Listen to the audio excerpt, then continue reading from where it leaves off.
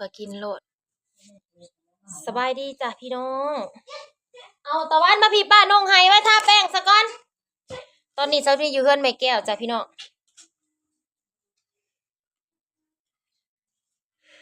อยู่เฮือนคุณแม่อีแม่น่ะนอนย่างบัดนี้พี่น้องเอ้ยไข่ก็ไปวัดเบิ่งเมื่อกี้นี้วัดเบิ่งไข่ก็บ่ได้มีไข่ดอกไข่แน่แล้วมื้อเช้านี่กินยาตอนเที่ยงนี้หมอว่าบ่ได้ไข่แล้วก็เลยแบบบ่ให้กินยากระซัง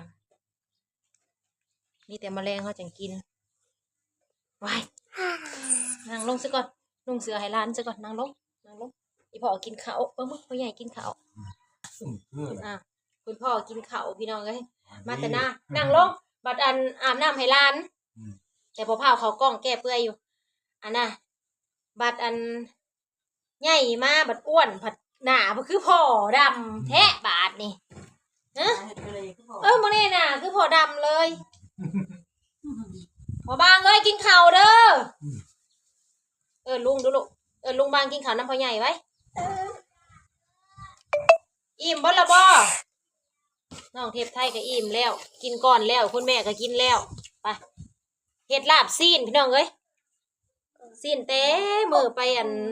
ตลาดพุ่นแหละยังกินบ่เบิดหากะสิมาลาบอีกนั่งลงมือไปตลาดสุรมานพุ่นแหละซีนก็เจ้าคักๆเนาะนี่นั่งลงนี่ลงมาส่งบ่เป็นหยังนั่งแล้วนั่งก็เสือนั่นแหละสมัดคือพอดำแถวบ้านนี่นะบัดอ้วนมากมาให้ป้าลุงดูก่อนนี่น้องเสือเข้าไปแล้วรอบ่พอดำนั่งลงสบายดีป้าลุงสบายดีอีป้าก็ซักยาไปเมื่อกี้นี่พี่น้องเอ้ยหมอมาหมอเพิ่นมาคนป่วยหลายบางคนก็ไปหาหมอบางคนบ่ได้ไปกะให้หมอซักอยู่เพื่อนแล้วมีก็ซักยาวิตามินเข้าไปได้3 เข็มแล้วเด้หัวยังหัวหยองว่าสิไปหาลุงบอยมื้อนี้น่ะลุงบอยผัดไปอันนั้นเจ้าว่าเฮ็ดลาบซอกลาบซีนไว้แล้วให้เรียบร้อยแต่งเบิดแล้วนะสมผอกสมพักซื้อนมซื้อเนมมาให้ซุเพิ่นกินเอาไปให้ย่าแกนแหน่นมให้เพิ่นกินเจ้าจะกินเบิดบาทเดียวได้แม่เอ้ยว่ะยอมกินเทื่อละน้อยตั้งไว้ว่ะแม่เอาให้เพิ่นกิน2 กินเบิดบ่ได้ยาน้ำตาลขึ้นกินหลายก็ได้รอละบาดนี้โอ้ยคุณน่ะอ้ายสบ่คือพ่อดำแท้อีแม่สบายดีลูกสบายดีนะสบายแล้วโอ้สบายดีป่ะลุงอีพ่อกินข้าวผู้เดียวบัดนี้พ่อใหญ่กับผมขาวแห้งเลยว่าสิไปอันยืนยันตัวตนให้เก่าเลย ยืนยันตัวตนให้น้องฟ้าเพราะว่าฮอด10 เหรียญแล้วมื้อนั้นน่ะยืนยันแล้วพอบางยืนยันไปแล้วนะมันบ่ผ่านพี่น้องมันบ่ผ่านแล้วบัดนี้มันให้ยืนยันใหม่แล้วเขาไปจะได้ก็บ่ถือบางทีเลยว่าสิไปลุงบอยบัดไปอันนี้ไปบ่ทันแล้วสิมาตอนได้แล้วอ่ะไปส่งสการไปงานศพเราก็ดีก็เลยอันกลับมาบัดนี้เลยกลับมาพี่น้องก็เลยยังอยู่ในเรือนแม่ไข่ก็บ่มีหลายๆอย่างนะวัดไข่นะคันกินยาทันน่ะบ่เป็นหยังนะเมื่อคืนนี่ก็ตอนเที่ยงคืนบ่ได้ลุกกินซื่อๆเพราะว่าเฮาอยู่ในไข่ใหม่ไข่มันกำลังขึ้นไอเทพเอ้ยลืมไปโรงเรียนจะได้ลูกจักโมงแล้วน้องเก็บไทยอยู่รถเราแก่ให้ไผวะนุ่งส่งขายาวอย่างดีทางนุ่งเสื้อแขนสั้นนุ่งเสื้อแขนยาวอย่างดีนุ่งเสื้อแขนขาสั้นมาเรากินแล้วนมนะนมเปรี้ยวนะกินได้หรือใส่ตู้ไว้ใส่ตู้ไว้แมลงจังกินเด้อกินร้ายแล้วจะเป็นยังมันใหญ่ในท้องนี่จะกระต้มขนมเขากินยาหมดแต่เมื่อปีฮีโร่ป่าฮุบมากก็กินเบิดแล้วเด้ไม่ยังก็บ่ได้ยังเหลือเต็มร้อยพ่อใหญ่อยู่ในตู้หั่นแหละขนมมันทอดกรอกทอดกล้วยเขาก็นำเบิดเลยเด้ยังเหลือน้ำอันนั้นแหละน้ำชงน้ำชงกระชอง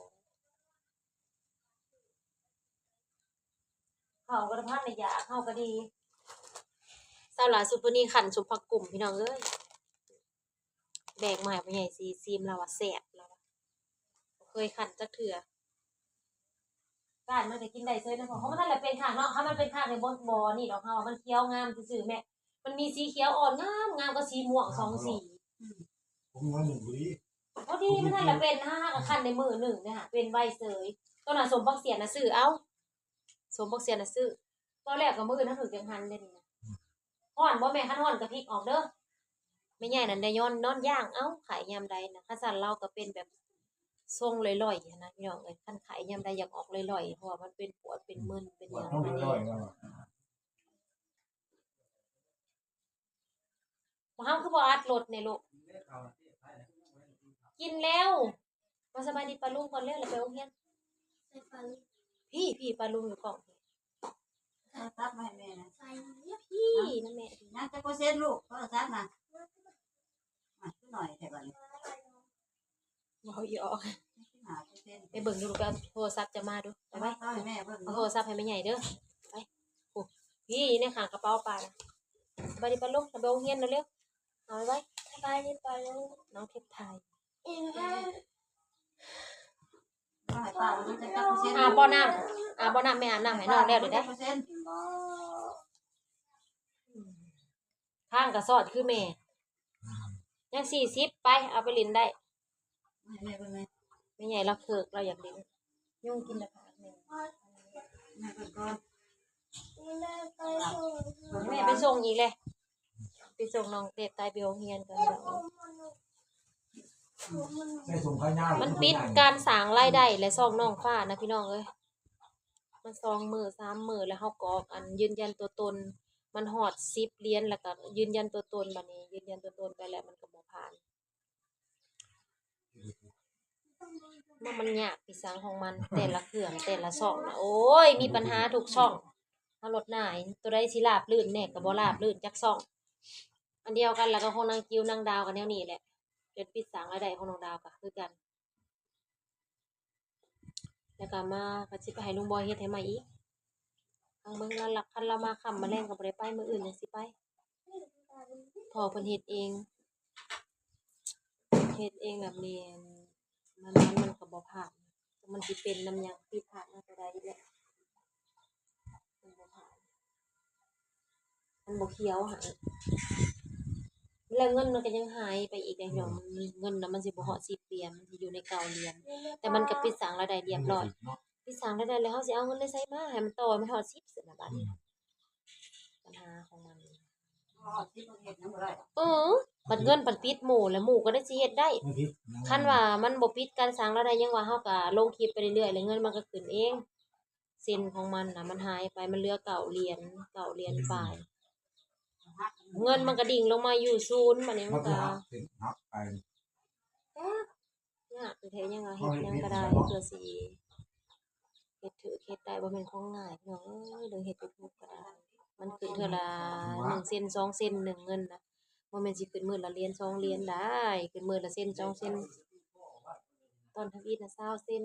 มื้อทำอิฐทำอ้อที่เปิดน่ะ20เซนมันก็ลดลงมาบาดนี้น้องฟ้าใสไปไขประตูไปไปโรงเรียนไป เขาอยากไปโรงเรียน ไปเอากระเป๋ามากระเป๋าอยู่ไส กระเป๋าอยู่นี่ ใส่สรถเฮาได้รถดำมาได้พ่อเขาสิเอารถดำเมื่อ ง่ายกว่า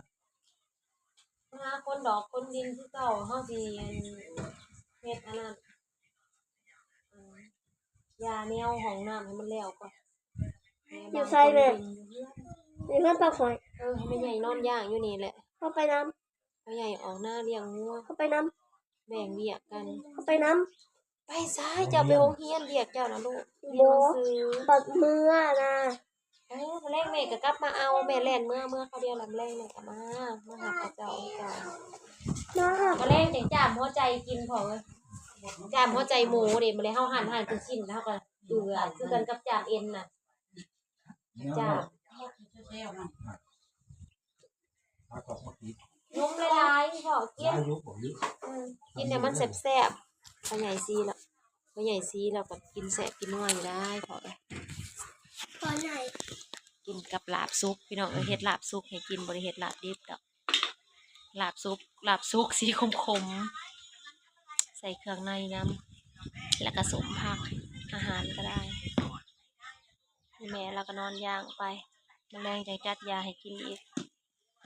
บ่ได้ปวดหัวบ่แม่เศร้าแล้วปวดน้อยหนึง ไม่หรอกนะ คันปวดก็กินยาเพราะ แม่แม่แม่